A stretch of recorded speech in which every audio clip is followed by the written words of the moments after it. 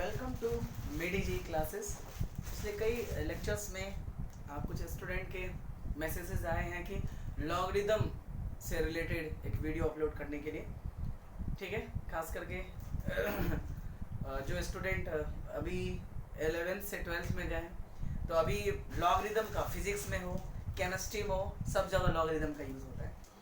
खास करके कंपटीशन में आपको लॉग का ना तो टेबल दिया रहता है, ना लॉग का वैल्यू दिया रहता है। तो उस केस में हम कैसे लॉगरिदम को अप्रोच करेंगे, लॉगरिदम को कैसे सॉल्व करेंगे। लॉग है, एंटी लॉग है, ये सब सॉल्व करने का सबका एक शॉर्टकट मेथड्स होते हैं। Shortcut methods in the mean, इसका मतलब हुआ ये नहीं कि किसी बुक में दिया रहता है, बुक में लॉगरिदम ही दिया रहता है। ये अपना अपना प्रैक्टिस होता है। जब मैं आपको बताऊंगा, ये मेरा पर्सनल एक्सपीरियंस है, ऐसे सॉल्व करेंगे, आते हैं 100% आते हैं, और ये प्रोबेबली मेरे हिसाब से छोटा मेथड है। ओके, तो देखते हैं कि लॉगरिदम पहले होता क्या है। कई लोगों के सब्जेक्ट्स में लॉगरिदम होता ही नहीं है। ओके, दैट्स वाई पहले हम ये समझेंगे कि लॉगरिदम है क्या, लॉगरिदम कितने टाइप के हैं, और देन आफ्टर कंपटीशन में बिना किसी लॉग टेबल का, बिना किसी एक्सटर्नल सपोर्ट का आप लॉग बहुत जल्दी फाइंड कर लोगे। यानी जितना लोग टेबल में देखेंगे उससे जल्दी आप फाइंड कर सकते हो लॉग का वैल्यू। ठीक है, प्रोसीड करते हैं। देखते हैं कि लॉग, जो लॉगरिदम होता है आपका, ये बेसिकली दो टाइप का होता है। ओके, एक होता है आपका natural log. Okay, natural logarithm को कैसे इंडिकेट करते हैं? ln(x), इसको पढ़ते हैं कैसे? Natural log of x, ln(x). ठीक है, इसको पढ़ते हैं नेचुरल लॉग ऑफ x। जितने भी मैथमेटिक्स में इंटीग्रेशन सॉल्व करते हैं, कई बार क्या होता है, इंटीग्रेशन का जो आंसर होता है वो आपका लॉग होता है। तो जितने भी इंटीग्रेशन को सॉल्व करके जो लॉगरिदम आता है उसको आपको ln(x) लिखते हैं। ठीक है, ln(x) का मतलब क्या होता है? ln कोई भी लॉग हो, ठीक है, तो उसमें दो चीजें होती है, एक ये और एक इसको बोलते हैं, जो सबस्क्रिप्ट टाइप का रहता है इसको बोलते हैं बेस ऑफ लॉगरिदम, एंड ये जो होता है दैट इज कॉल्ड आर्गुमेंट। ठीक है, तो नेचुरल लॉग ऑफ x में e ऑलरेडी छुपा होता है, ठीक है, ऑलरेडी हिडन होता है, that is e। Okay, and this is x, so this is the base and x। What is e? e को वैसे तो बोलते हैं एक्सपोनेंशियल, जिसका मैथ्स में वैल्यू होता है 2.71। This is the irrational number है, ये this is irrational number. So ऐसा लॉग जिसका बेस एक्सपोनेंशियल e हो, that is known as natural log. And एक दूसरा लॉग जो आप यूज करते हैं LOG वाला, that is Napier log. Napier log, ठीक है, नेपियर, जॉन नेपियर नाम का साइंटिस्ट था जिनके नाम से दिया गया। नेचुरल लॉग आपने मोस्टली नेचुरल लॉग यूज करते हैं, जैसे इसको लिखते हैं हम लॉग ऑफ x, ये आपका नेचुरल लॉग है, लॉग आप यूज करते हैं। अब इसको सेम काम है, जो लॉग होता है उसका बेस जो होता है वो 10 होता है। ठीक है, जो आपका नेचुरल लॉग है उसका base exponential that is e होता है, और जो आपका ये बेस होता है आपका नेपियर लॉग, उसका बेस जो होता है दैट इज आपका 10 होता है। ओके, नाउ और ये सेम चीज है, जो आपका टेबल दिया रहता है, लॉग टेबल दिया होता है, उसमें बेसिकली इस लॉग को फाइंड करते हैं। ठीक है, ये मैथमेटिकली होता है, जबकि हम कैलकुलेशन के लिए हम लॉग का यूज करते हैं। नाउ अब ये है कि इस एक लॉग से दूसरे लॉग में आप कन्वर्ट कैसे हो सकते हो, यानी आपको अगर इस लॉग से इस लॉग में जाना है तो इंटर कन्वर्जन है। तो बेसिकली दो लॉग है, खास करके आपको ये लॉग जो है आपको ज्यादा यूज करने को आएगा। ठीक है, अब इन दोनों लोगों में रिलेशन क्या है, तो आप वैल्यू जो है उसका लॉग टेबल डायरेक्टली नहीं होता है। तो जब भी आपको ln x जब ऐसे लिखते हैं तो बेस ई लिखने की जरूरत नहीं है, और अगर इसको आप इसके टर्म में लिखना चाहते हो तो ln, अगर x को log के टर्म में लिखना चाहते हो तो आपको बेस मेंशन करना पड़ेगा। अगर बेस मेंशन नहीं करोगे इसका मतलब है ये वाला लॉग हो जाएगा, तुरंत गलत हो जाएगा। तो आप इसको ये भी लिख सकते हैं, ठीक है। बट ln x को यानी बेस जिसका एक्सपोनेंशियल e है, अगर आपको इसको कन्वर्ट करना है किसमें, बेस 10 में, तो आपको 2.303 लॉग, ये इसका इंटर कन्वर्जन है, यानी 2.303 से मल्टीप्लाई कर दीजिए तो जो आपका नेचुरल लॉग है वो आपका नेपियर लॉग में कन्वर्ट हो जाएगा, ठीक है। अब इसमें केमिस्ट्री में तो एक्सेसिव अमाउंट में आएगा, केमिस्ट्री में इलेक्ट्रोकेमिस्ट्री चैप्टर में ये कन्वर्जन्स आएंगे, ठीक है। फिजिक्स में भी यूज होता है इसका लॉग का। तो ये आपका नेचर इसमें और ये आपका नेपियर लॉग में रिलेशन होता है, ओके। नाउ ये तो था सिर्फ लॉगरिथम का पार्ट कि कितने लॉग दो टाइप का होता है, नेचुरल एंड नेपियर, किसी का बेस ई होता है, किसी का बेस 10 होता है। खास करके हमें इस वाले प्रोसेस का यूज करना था, एज ए इंफॉर्मेशन के लिए ये दिया। अगर मैथ्स का स्टूडेंट है तो आपको ये पढ़ना ही पड़ेगा, क्योंकि जो लॉ जैसे आपका कोई भी इंटीग्रेशन हो 1/x dx, इसका ln x होता है, ठीक है, यानी ln में ही लिया जाता है उसको जो मैथमेटिकल सॉल्व करते हैं। नाउ बात करते हैं फिजिक्स और केमिस्ट्री में, तो हम ये वाला लॉग का यूज करते हैं। अब देखते हैं कि लॉग का कुछ बेसिक फॉर्मूले हैं, वो बेसिक फार्मूला पता होना चाहिए, एंड देन आफ्टर आप उस लॉग उसका यूज करके आप किसी का भी वैल्यू फाइंड कर सकते हैं, वो हम शॉर्टकट बताएंगे आपको, okay. So next is what is the formula of logarithm. हम यहाँ पे बेसिकली LOG वाले लॉग वाले का ही यूज करेंगे, okay. So some important formula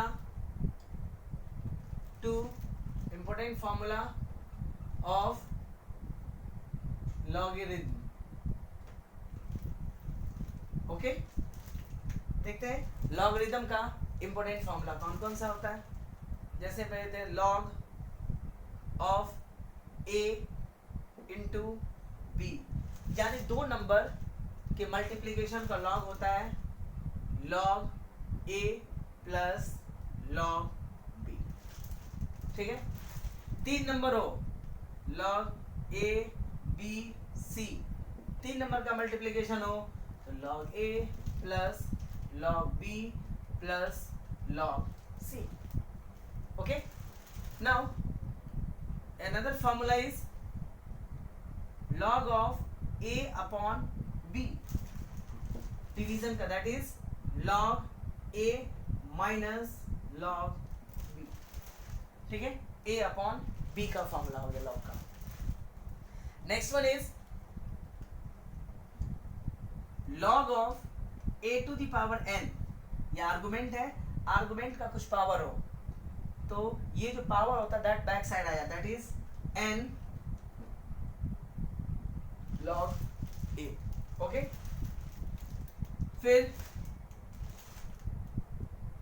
log of a plus b इस फॉर्मेट में हो तो याद रखिएगा इसका कोई फॉर्मूला नहीं होता है, यानी पहले से ही आर्गुमेंट में अगर नंबर का एडिशन है तो उसका लॉग में कोई भी फॉर्मूला नहीं यूज किया जाता है, ओके। ये कुछ इंपॉर्टेंट लॉग थे का फॉर्मूला था। फिर ध्यान ये रखना है कि log of 0 not defined, log 0 defined नहीं है, अनडिफाइंड क्वांटिटी है। log 1 का वैल्यू 0, ओके। log 10 का वैल्यू 1, log 100 तो हम क्या लिख सकते हैं, log 10 का स्क्वायर, 2 पीछे आ गया, 2 log 10, ओके। ये आ गया आपका log का कुछ इंपॉर्टेंट वैल्यूज। ये log का फॉर्मूला और ये log के कुछ इंपॉर्टेंट वैल्यू, मैं 3-4 log का वैल्यू रखूंगा, बस वो 3-4 चीजें याद रखना है। बाकी किसी भी नंबर का log बिना टेबल देखे आप कैलकुलेट कर सकते हैं। ओके, इसमें 3-4 वैल्यू सिर्फ याद रखिए लॉग का। लॉग 2 का वैल्यू होता है 0.3010। Another one log 3.477.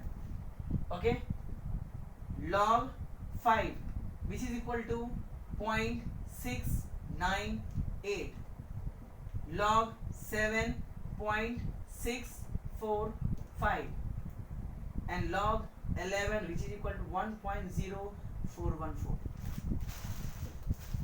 अगर आपको पूरे के पूरे बुक का यूज नहीं करना है, शॉर्टकट आपको चाहिए लॉग का, तो आपको ये चीजें सिर्फ 4-5 ही वैल्यू याद रखना है। बाकी किसी भी नंबर का लॉग आप कैलकुलेट कर सकते हो without any help of book. किसी भी बुक का हेल्प नहीं लेने की जरूरत है। इसी तो कंपटीशन बोलते हैं, कंपटीशन में कुछ ही वैल्यू नहीं दिया जाता है, आपको सिर्फ तुरंत में कैलकुलेट करना होता है। तो आप बेसिकली इसमें कंपटीटिव मेथड भी सीखेंगे, क्योंकि जो बुक का मेथड होता है उसमें तो वैल्यू दिया रहता है, बैक साइड टेबल से देख लो। कंपटीटिव एग्जाम में हम कैसे इसको सॉल्व करते हैं। तो ये फॉर्मूले ध्यान होना चाहिए, ये वैल्यू ध्यान होना चाहिए, और ये वैल्यू, बस इस पे डिपेंड करता है आपका टोटल लॉग। ओके, अब देखिए ये वैल्यू आपको याद हो तो मैं कैसे इसका यूज करते हैं। अब जैसे log 2, log 4 का लर्न करने की जरूरत नहीं है, log 4 का नहीं चाहिए, log 6 का नहीं चाहिए, log 8 का नहीं चाहिए, log 9 का, सब वैल्यू कैलकुलेट कर सकते हैं with the help of this. देखिए ये फॉर्मूलेज और ये वैल्यूज, ये सब आपको हेल्प करेगा फाइंड करने में। फॉर एग्जाम्पल बोले log 4 फाइंड करो। ओके, तो पहले कर कीजिए क्या कि जो नंबर्स है उसको फैक्टराइज कर लीजिए। तो log 4 को क्या लिख सकते हैं हम, log 2 into 2। नाउ ये देखिए किसी फॉर्मूला बैठेगा, a into b का फॉर्मूला क्या होता है, log 2 plus log 2। सम करेंगे 2 log 2, so 2 log 2 का value 0.3010 which is equal to 0.6020। देखिए ये log 4 का वैल्यू निकल गया, यानी log 4 का वैल्यू याद करने की जरूरत नहीं है। इसको और भी सिंप्लीफाई कर सकते हैं कि दूसरा फॉर्मूला लगा के कि log 4 को क्या लिख सकते हैं हम, 2 to the power 2, 2 का स्क्वायर 4 होता है। तो again a to the power n का फॉर्मूला क्या था, पावर बैक साइड आ जाता है, that is 2 log 2, so 2 into 0.3010 which is equal to 0.6020। log 4 का वैल्यू निकल गया। ओके, तो आपको ये यूज करना, ये यूज करो, ये यूज करना, यूज करो। एक बार आप प्रैक्टिस करो, देन आपको ऑटोमेटिकली पता लग जाएगा कि आपको एग्जैक्टली यूज किस चीज का करना है। अनदर वन log 8 ले लेते हैं। log अभी तो कुछ ऐसा लोअर वैल्यू ले रहा हूँ, उसके बाद में कोई रेंडम वैल्यू ले जिसका फैक्टर ही नहीं होगा। log 8 फाइंड करना है, अगेन लिख सकते हैं हम log 2 का पावर क्यूब, या अगर पावर के फॉर्मेट में आपको लिखना नहीं आ रहा है तो आप सीधे पहले फैक्टराइज कर लीजिए, जितना छोटे छोटे फैक्टर्स होते हैं, 2 into 2 into 2, तो ये हो जाएगा log 2 plus log 2 plus log 2, तो ये हो जाएगा 3 log 2, that is 3 into log 2 का वैल्यू कितना है, 0.3010 which is equal to 0.9030। log 8 का वैल्यू फाइंड करने की जरूरत ही नहीं है, सिर्फ ये वैल्यू आपको याद होना चाहिए। ओके, नाउ इसके अलावे कुछ ऐसे नंबर्स जिसका फैक्टर्स नहीं निकलता है उसका लॉग हम देखते हैं। इसमें फैक्टर अपने को पता था कि 8 का फैक्टर 2 into 2 है, तो और एग्जैक्टली इसमें आ गया। ठीक है, नाउ द नंबर्स जिसका फैक्टर नहीं होता हो, या अगर फैक्टर होता भी हो तो इसमें से वैल्यू नहीं आता हो। एग्जाम्पल log 23, log 23 का फैक्टर ही नहीं होगा, 23 into 1। अब 23 का log तो हमने लर्न ही नहीं किया है। ओके, तो देखिए कैसे निकलता है। अब ये ऑड नंबर है जिसका फैक्टर नहीं हो सकता है, तो आप क्या करो कि इसको जस्ट आगे भी एक इवन नंबर होगा, दैट इज 24, एंड इससे जस्ट पीछे भी एक नंबर होगा, दैट इज 22। जिसका फैक्टर इजिली टूट जाए उसमें इसको कन्वर्ट कर लो। जैसे कोई कन्वर्ट कर लेगा 22 तो भी आंसर आएगा, कोई कन्वर्ट कर लेगा 24 तो भी आंसर होगा।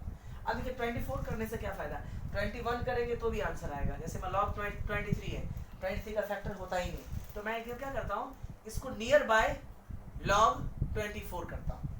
ओके, मैंने 1 से बढ़ा दिया। नाउ अब क्या करो, 24 है, इसका फैक्टर टूटेगा, that is 2 into 2 into 3, 2 into 2 into 2 into 3 हुआ, दैट इज 24। अगर आपको शॉर्ट फॉर्म में लिखना हो तो आप ऐसे लिख सकते हैं 2 का पावर क्यूब इंटू 3। ओके, तो ये एक टर्म हो गया, ये दूसरा टर्म हो गया, ये क्या आ जाएगा, log 2 का power cube plus log 3। Okay, अब फॉर्मूला से पावर बैक साइड आ जाएगा, तो 3 log 2 plus log 3, 3 into log 2 का वैल्यू 0.3010 प्लस log 3 का वैल्यू 0.477। सो ये हो जाएगा आपका 0.9030 प्लस 0.477, ऐड कर दीजिए, विच इज इक्वल टू 0.018। ये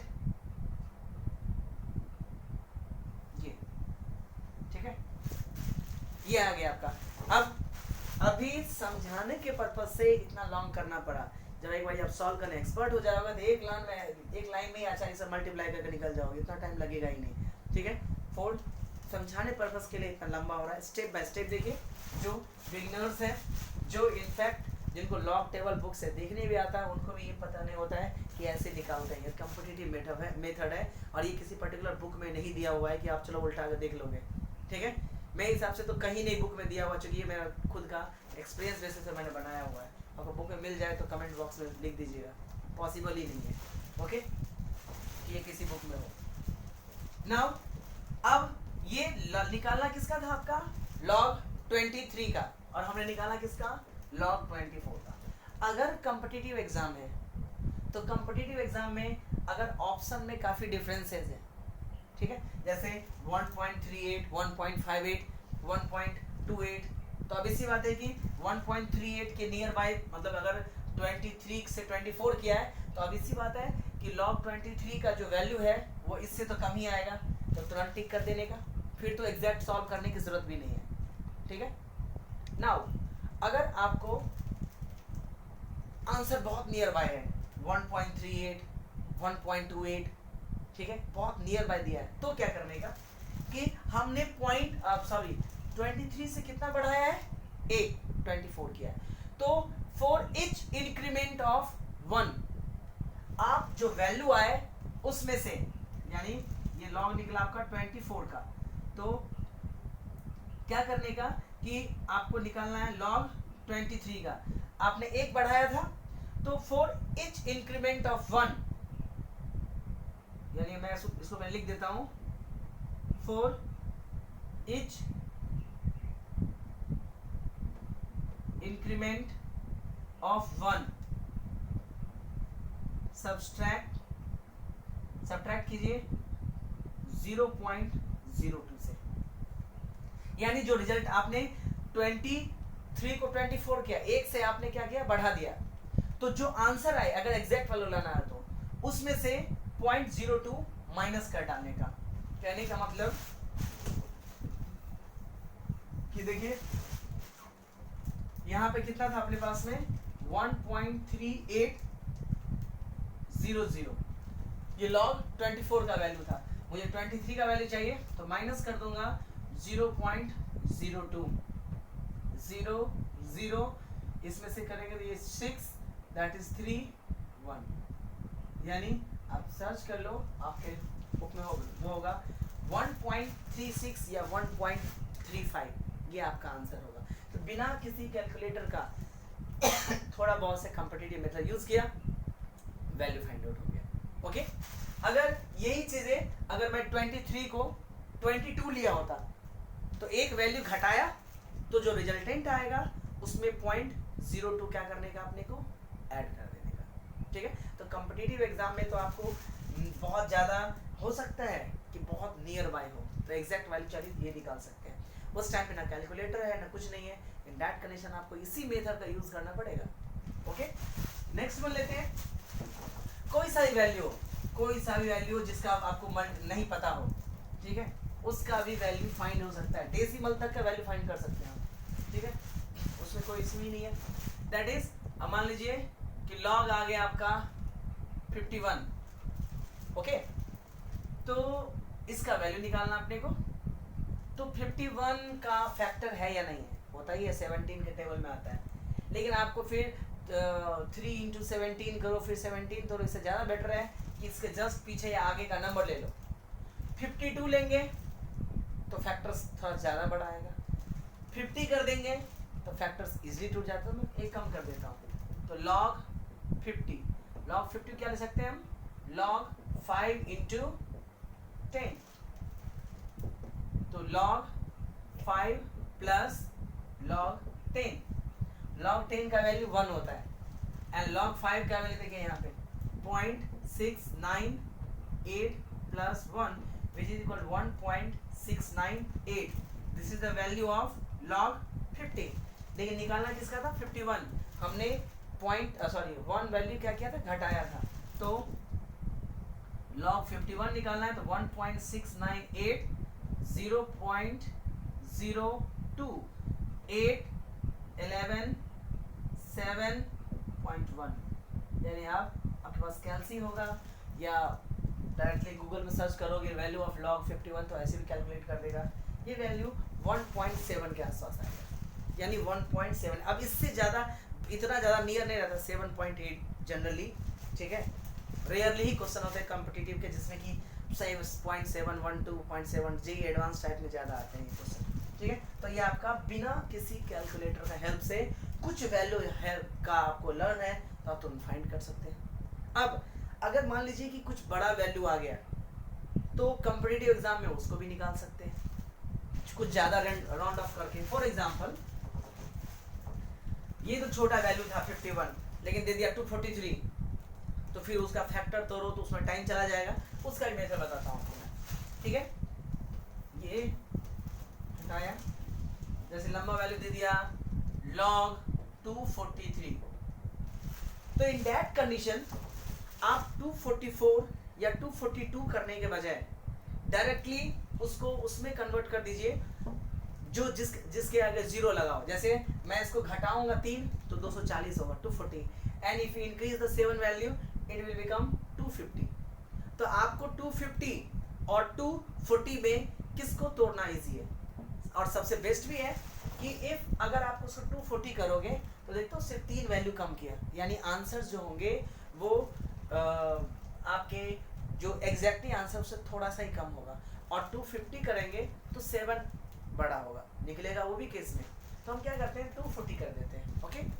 तो देखते हैं 243 अपने का लॉग नहीं पता, तो मैं इसको नियर बाय कर दिया 240, मतलब लॉग ऑफ 240 कैलकुलेट करना, ओके। सो 240 कैसे कैलकुलेट करेंगे, तो अगेन करेंगे कि हम इसको फैक्टराइज कर देते हैं। लॉग 10 करने का ऑप्शन ही यही होता है कि 0 करने का, कि 24 इंटू 10 इसको लिख ही सकते हैं, ओके। सो ये कितना हो जाएगा आपका लॉग 24।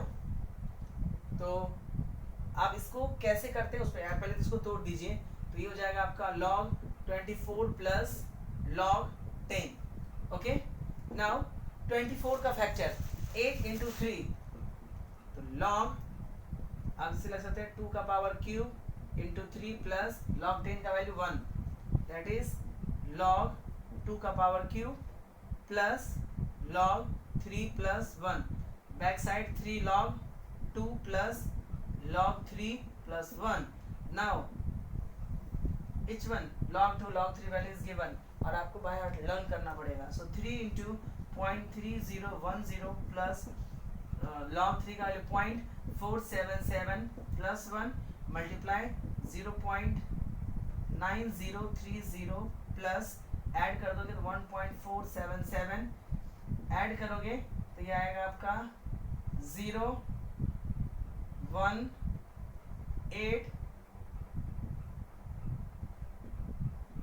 2.3810। ओके, नाउ अगर कंपिटिटिव में या वैल्यू में अगर ज़्यादा डिफरेंस दे रखा है तो आपको पता लग जाएगा 2.38 के नियर बाय कौन सा है उसका।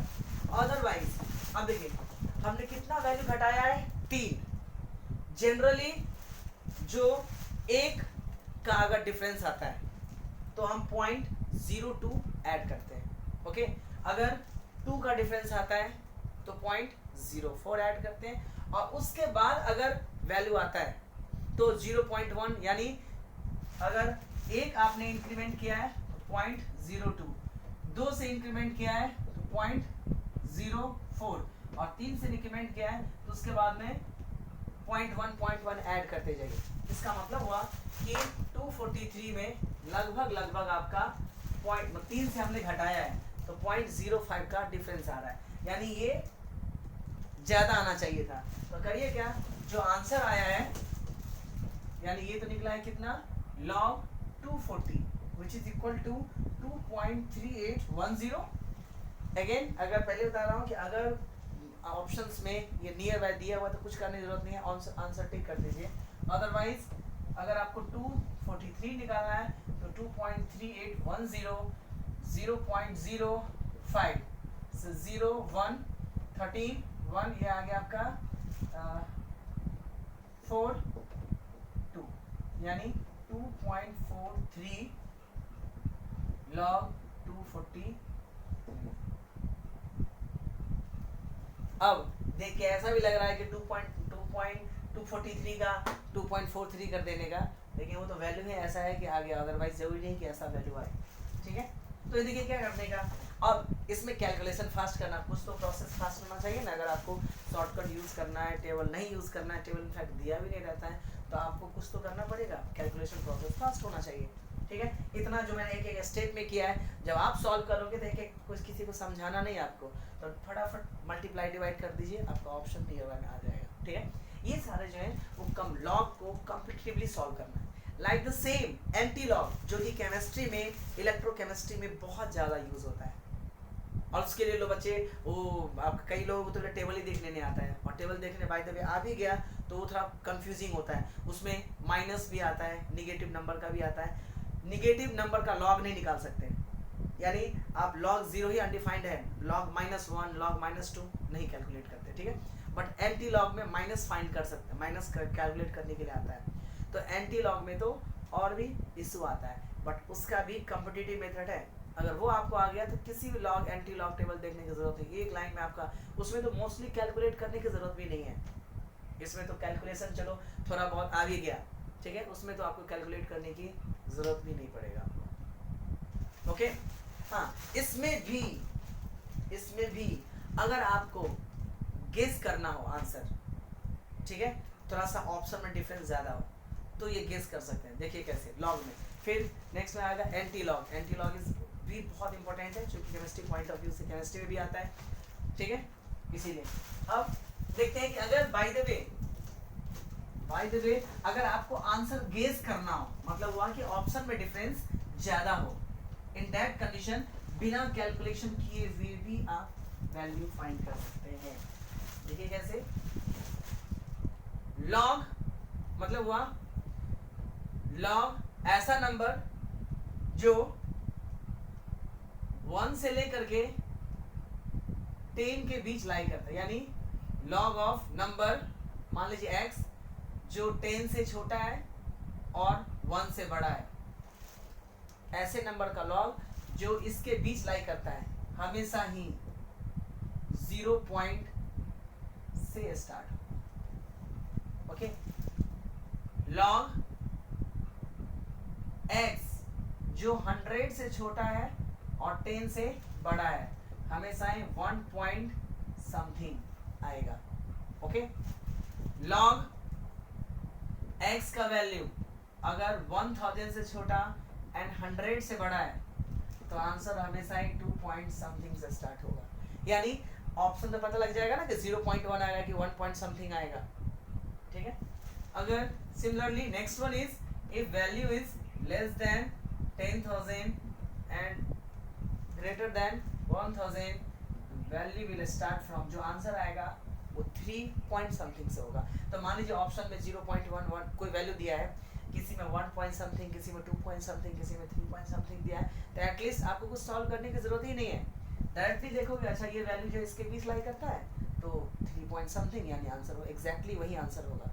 कॉम्पिटिटिव एग्जाम फेल करने के लिए नहीं दिया जाता है। Competitive exam is only for to check, आपका इंटेलिजेंसी चेक करता है। अगर फेल करने देगा तो कोई बच्चा पास ही नहीं करेगा। वो इंटेलिजेंसी चेक करता है कि जो नॉर्मली चीज होता है उसको आप किस हिसाब से हैंडल करते हैं। लॉग टेबल से भी कैलकुलेट करते हैं और कॉम्पिटिटिव एग्जाम से भी क्वालिफाई करते हैं, मतलब के लिए यूज करते हैं। सो आप अपना इंटेलिजेंसी बढ़ाओ, टाइम मैनेजमेंट का तरीका चेंज करो, मतलब कि कम से कम टाइम लगे उसका प्रोसेस करो, कॉम्पिटिटिव एग्जाम ऑटोमेटिकली तैयार होगा। ऐसा नहीं कि लंबे लंबे क्वेश्चन लेकर के बैठे हैं पूरा दिन सॉल्व करते हैं, वो कॉम्पिटिटिव नहीं होता है। ठीक है, वो होता है कि छोटे छोटे टॉपिक्स कितना पावरफुल है आपका, ये कॉम्पिटिटिव एग्जाम का पार्ट होता है। ओके, छोटे छोटे टॉपिक्स आप स्ट्रॉन्ग करोगे तो अभी से बाद टाइम मैनेजमेंट होगा। अदरवाइज आता आपको सब रहेगा लेकिन 3 घंटे में आप पूरा सॉल्व कर ही नहीं पाओगे। That is not a competition. So knowledge होना चाहिए बट टाइम मैनेजमेंट उतना ही इफेक्टिव है। कई लोगों का टाइम मैनेजमेंट इतना स्ट्रांग होता है। और देखिए टाइम मैनेजमेंट और अटेम्प्टिंग पावर, नॉलेज भी एक चीज़ है लेकिन आपको अटेम्प्टिंग पावर आता है कि क्वेश्चन को अटेम्प्ट कैसे करना है। तो कई सारे क्वेश्चन ऐसे भी होते हैं जिसमें कुछ भी आइडिया नहीं रहता लेकिन उसका भी आंसर एग्जैक्टली राइट आते हैं। मेथड्स आना चाहिए। Knowledge is important but tackling जो कैपेसिटी है वो उससे भी ज़्यादा इम्पोर्टेंट होता है। कई सारे फॉर्मूलेज, कई सारे क्वेश्चन ऐसे हैं जो आपको कुछ भी आइडिया नहीं लगेगा लेकिन टैकलिंग से क्वेश्चन में ही क्लू छुपा रहता है। क्वेश्चन को ध्यान से आप समझना स्टार्ट कर दो तो ऑटोमेटिकली आपको क्वेश्चंस नहीं भी आते होंगे उसको भी क्वेश्चन आपको आ जाएगा। ठीक है, तो this is all about logarithm. ठीक है, अब जो नेक्स्ट लेक्चर होगा वो आपका एंटी लॉग का होगा। उसके बाद होगा कि under root, cube root find करने का शॉर्टकट, यानी कोई एक्स्ट्रा कुछ करने की जरूरत नहीं है, बिल्कुल शॉर्टकट होता है 2 लाइन में आंसर। क्यूब रूट फाइंड करना हो, बड़े 4 रूट फाइंड करना हो, क्यूब रूट फाइंड, सब का शॉर्टकट होता है। कॉम्पिटिटिव साइन 15 जैसे ट्रिगो की बात करो तो साइन 0 या मतलब एंगल की बात करो तो 0, 30, 45 या 60, 90, 120, 135, 150, 180, ये जनरली सबको पता होता है। बट कॉम्पिटिटिव एग्जाम में आ गया आपका साइन 22, साइन 27, साइन 51, टेन 51, उसका तो कोई वैल्यू नहीं होता। कॉम्पिटिटिव एग्जाम में कुछ दिया भी नहीं रहता है तो इसको भी फाइंड करने का एक पर्टिकुलर शॉर्टकट मेथड्स होते हैं जो कि बुक में नहीं दिया रहता है। आप सर्च कर लेना कभी उल्टा करके कि भाई वैल्यू कैसे करते हैं। जहाँ भी दिया रहेगा लॉन्ग मेथड दिया रहेगा, लॉन्ग मेथड तो पूरा मेथड से सॉल्व करने का तो हर एक तरीका होता है बट शॉर्टकट मेथड कहीं नहीं मिलेगा, मिलेगा तो यही मेडीजी क्लासेस से मिलेगा। ओके, नेक्स्ट में हम देखते हैं एंटी लॉग का कैसे शॉर्टकट फाइंड करते हैं। क्वेश्चन दिया रहेगा, डायरेक्टली आंसर आ जाएगा। Okay, next lecture.